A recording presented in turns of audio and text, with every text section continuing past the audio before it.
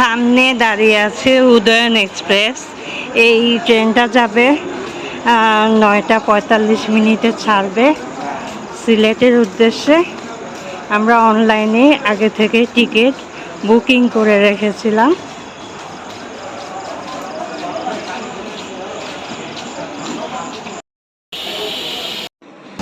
আসসালামু আলাইকুম। আমরা সবাই ছুটে চলেছি সিলেটের উদ্দেশ্যে।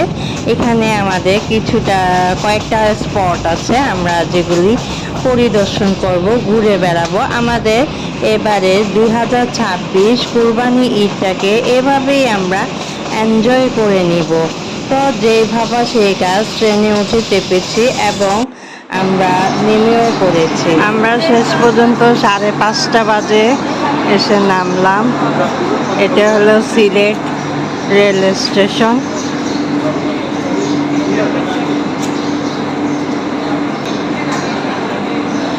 ভোর 5:30 বাজে এসে নামলাম সিলেট রেল স্টেশনে।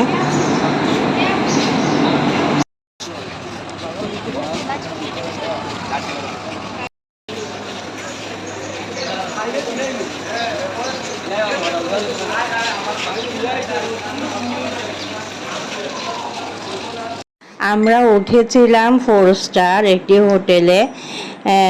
এটার নাম হলো হোটেল হামামা, যেটি আমরা চট্টগ্রাম থেকেই আমরা 3 রাত্র বুকিং করে রেখেছিলাম। নতুবা তো অনেক রাত সময় রুম পাওয়া যাবে না, সেজন্য আগে থেকে আমরা 3 রাত্র বুকিং করে রেখেছিলাম। খুবই সুন্দর একটা হোটেল, যদিও কিছুটা বিচ্ছিন্ন কয়েকটা জিনিস ছিল না যেটা দেওয়া উচিত ছিল, কিন্তু রুমটা অনেক সুন্দর ছিল, চমৎকার ছিল, বড় ছিল। 2টা ডাবল বেড ছিল আর একটা সিঙ্গেল বেড পাতানো হয়েছিল, যেহেতু আমরা সেখানে মানুষ 5 জন ছিলাম। তো পার নাইট 6,000 টাকা করে নিয়েছিল। এই রুমে সবই ছিল, এসি, টিভি, পানির বোতল, ওয়ার্ড্রপ, সব কিছুই ছিল। শুধু ছিল না চা বা কফি খাবার টিপট এবং চা কফির প্যাকেট, এগুলি থাকলে আরও ভালো হতো।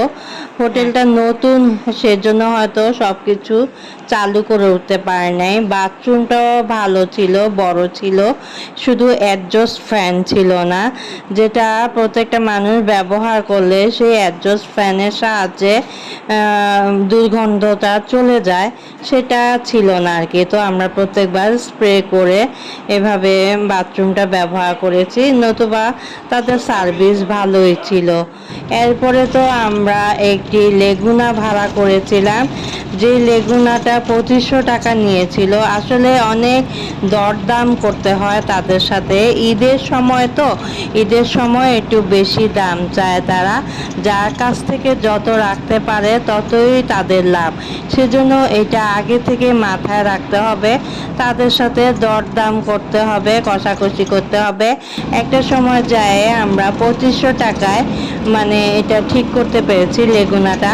রাস্তাটা অনেক সুন্দর ছিল, সাদা পাথরের ওই স্থানে যাওয়ার যে রাস্তাটা অনেক সুন্দর ছিল। চারিপাশের দৃশ্য এত যে সুন্দর ছিল কি বলবো আপনাদেরকে, অনেক সুন্দর ছিল। সামনে সবুজ পাহাড় দেখতে পাচ্ছেন, এটা হলো ইন্ডিয়ার পাহাড়, মেঘালয় পাহাড়। আর এদিক দিয়ে আমরা চলে এসেছি কথা বলতে বলতে সাদা পাথরের দেশে। এই যে দেখতে পাচ্ছেন সুন্দর সব দৃশ্য, কিন্তু প্রখর রোদ ছিল। এই রোদকে উপেক্ষা করে আমরা পাথরের মাঝে দিয়ে চলে এসেছি নৌকার কাছে, যেই নৌকা মানে সরকার থেকে নির্ধারিত করা ছিল 800 টাকা করে। এখানে আর দরাদরি করার কিছু ছিল না। তো আমরা 800 টাকা টিকিট কেটে সেই নৌকায় চেপে বসলাম। টিকিটটা সংগ্রহ করে রাখতে হবে, ওই টিকিট দেখিয়েই আবার সেই নৌকায় আবার এই জায়গায় ফিরে আসার জন্য।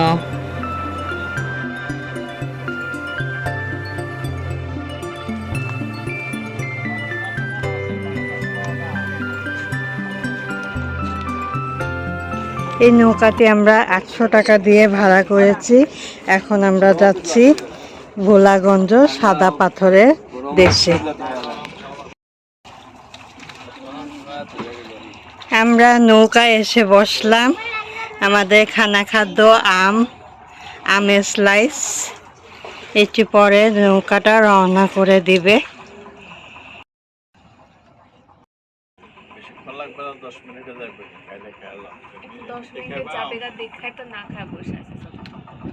ওই পাশে মেঘালয়ের সবুজ পাহাড় আর এই পাশে পাথুরে স্বচ্ছ নীল স্ফটিকাকার পানি দেখে মন ভরে গেল। এত কষ্ট করে যে এলাম, এই প্রকৃতির সৌন্দর্যের কাছে আমি হার মানলাম।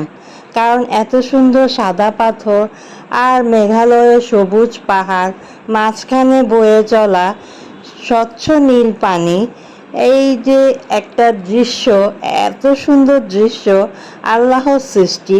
এই দৃশ্য দেখে মনটা ভালো হয়ে গেল। আমাদের এই কষ্টের জার্নি আমরা সম্পূর্ণ ভুলে গেলাম। দেখুন কি স্বচ্ছ নীল, মানে নীল না, এই জায়গায় স্বচ্ছ একদম পানি, এত স্বচ্ছ যে পাথরগুলো দেখা যাচ্ছে। আর মূল জায়গায় যখন চলে যাব, সেখানে একদম নীল পানি আর নীল পানি। এত সুন্দর, এত সুন্দর। আলহামদুলিল্লাহ, আল্লাহর কাছে শুকরিয়া যে আমি শেষ পর্যন্ত সিলেট ভ্রমণ করতে পেরেছি এবং সাদা পাথর ভোলাগঞ্জ দেখতে পেরেছি। আল্লাহর কাছে প্রচুর শুকরিয়া জানাচ্ছি। এই যে দেখতে পাচ্ছেন আমার ভিডিওর মাধ্যমে, হয়তো আপনারা অন্য ভিডিওতেও দেখেছেন, কিন্তু আমিও চেষ্টা করেছি আমার ভিডিওতে এই অপরূপ সৌন্দর্য প্রকৃতি ফুটিয়ে তোলা এবং দেখানোর জন্য আমার এই মহান চেষ্টা। তো এই যে আমরা ঘুরে বেড়াচ্ছি এখানে এবং আমি ভিডিও করছি সমানে। আমি মুগ্ধ হয়ে যাচ্ছি যে আমি আর কত ভিডিও করলে আমার এই আশ মিটবে জানি না, আমি ভিডিওই করে চলছি। ভোলাগঞ্জ সিলেটের সীমান্তবর্তী উপজেলা কোম্পানীগঞ্জের একটি পাথর কোয়ারি। ভোলাগঞ্জ সাদা পাথর নামে একটি অতি পরিচিত এলাকা। প্রকৃতিপ্রেমীদের কাছে বর্তমানে এটি একটি জনপ্রিয় পর্যটন স্থান গড়ে উঠেছে। এক পাশে মেঘালয়ের সবুজ পাহাড়, সেখান থেকে নেমে আসা পাহাড়ি ঝর্ণা, আর অন্য পাশে পাথুরে নদীর এই জায়গাটি সৌন্দর্য বহুগুণ বাড়িয়ে দিয়েছে। মেঘালয়ের পাহাড়ি ঝর্ণাগুলো থেকে যে নদীটির উৎপত্তি হয়ে ভোলাগঞ্জের উপর দিয়ে বয়ে গেছে, তারই নাম ধোলাই নদ। পাহাড় থেকে ঝর্ণার পানির স্রোতের এই নদী বেয়ে নেমে আসা সাদা পাথর। ধোলাই নদের উৎসব মুখর এই জায়গাটির নাম ভোলাগঞ্জ জিরো পয়েন্ট। এর কাছাকাছি আরও দুটি সুন্দর জায়গা রয়েছে, উৎমাছড়া ও তুরুংছড়া, যেখানে আমাদের যাওয়া হয়নি। এ পর্যন্তই আমরা এসেছিলাম ঘুরতে। এখানে ছোট বড় অনেক পাথর ছড়িয়ে আছে। প্রতিটা স্টেপ খুব সাবধানে ফেলে ফেলে এগিয়ে যাচ্ছি।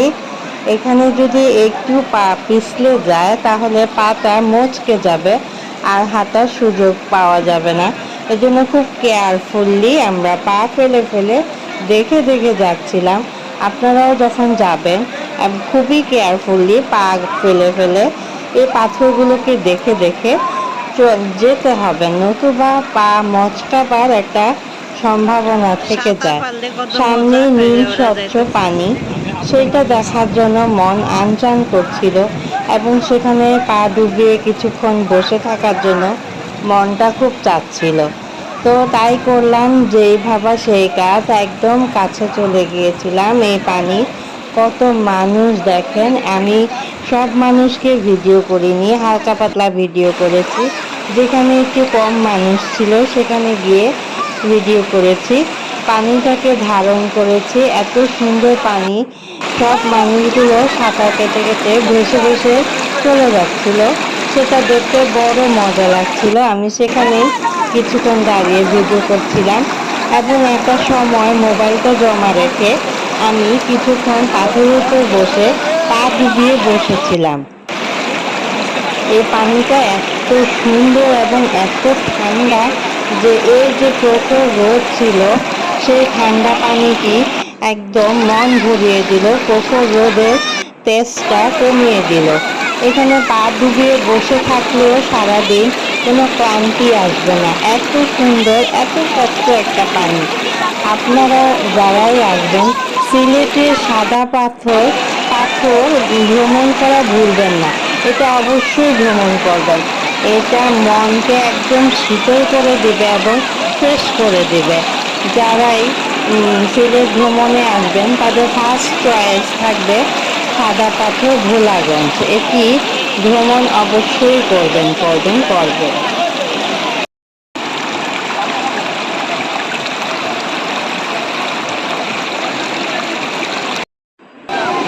ফিরে যাওয়ার সময় এখানে একটি ছোট্ট ডিঙ্গি নৌকা আমরা 300 টাকা দিয়ে ভাড়া করেছিলাম। অনেক বলেছিলাম 200 টাকা নেওয়ার জন্য, কিন্তু সে রাজি হচ্ছিল না। যাই হোক, তো এই স্বচ্ছ নদীর মাছ দিয়ে নদীটার নাম হলো ধোলাই নদী। দেখতে পাচ্ছেন কি সুন্দর। এই নদীটার মাছ দিয়ে আমরা নৌকা করে চলে যাচ্ছিলাম আমাদের মেইন নৌকা, যে নৌকা দিয়ে আমরা ভোলা পাথরে সাদা পাথরে এসেছিলাম। তো এই নৌকা ভ্রমণটাও ভাল লাগতেছিল। এই যে স্বচ্ছ একটা পানি, নীল পানি, সবাই মহা আনন্দে সাঁতার কাটছিল। আর আমরা এর মাঝে দিয়ে এই হাতে হাতে টানা বৈঠা মাঝি চালাচ্ছিল, কোনো ইঞ্জিনের শব্দ নাই। খুবই সুন্দর একটা প্রকৃতির এবং খুবই সুন্দর একটি প্রাকৃতিক দৃশ্য আমরা উপভোগ করতে করতে চলে যাচ্ছিলাম। স্বচ্ছ এই নীল পানি নদী, এটার নাম হলো ধোলাই নদী। দেখতে পাচ্ছেন দুই পার কত সুন্দর। আসলে এর সৌন্দর্য বর্ণনা করা যাচ্ছে না। আমি কিভাবে বলবো এই সৌন্দর্যের কথা, এটা আসলে অনুভব করার ব্যাপার। তো আপনারা যারা আসবেন অবশ্যই এই সাদা পাথর ভোলাগঞ্জটা ঘুরতে ভুলবেন না যেন। আর আমাদের মতো পারলে একটু টাকা নিলই আর কি, এই যে আমাদের মাঝি, কিন্তু প্রকৃতিটা উপভোগ করা যায়। আসলে আমরা তো সবসময় কাঠখোট্টা ইট বালু সিমেন্টের বিল্ডিংয়ে থাকি, শহরে থাকি, নানান হর্নের আওয়াজ, দূষিত পরিবেশ, এগুলার মাঝে দিয়ে আমাদের জীবনযাপন যন্ত্রচালিত একটা জীবন। কিন্তু এখানে চলে আসলে সব কিছু আমরা ভুলে যাই। আমাদের মনে হয় যে সত্যি প্রকৃতিটা কত সুন্দর, এটাকে খুব কাছে থেকে আমরা অনুভব করতেছি। এবং আমি সবার মাঝে আমার যে অনুভূতিটা, আমি সবার মাঝে এটা বিলিয়ে দিচ্ছি।